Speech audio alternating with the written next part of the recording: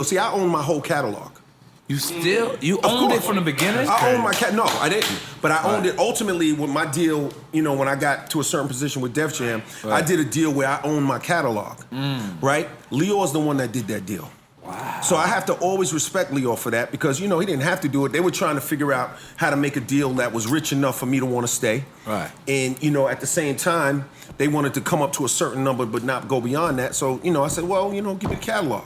And they said, okay, we'll work that out. And we got the catalog. So Def Jam has a really small interest in my catalog. I own it.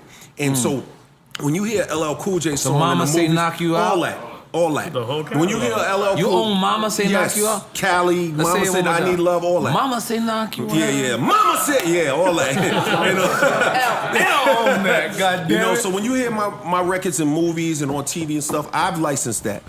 You know, anytime you hear LL Cool J song, LL has licensed it. Okay, that's another goal I'm gonna take after you. Yeah. I took the wife shit. It worked out. No, but let me tell you something. Let me be transparent. The reason I'm sharing this is because I don't think the hip hop community understands a lot of the things that, you know, I've been doing in my career. I think that it's been kind of a mystery, and I never was a guy that like asked my publicist to get me in Forbes. Right. I've never been the guy who really went out of his way to try to market myself as smart. I just never did that because I came from more of a pure place of just wanting to rock the mic.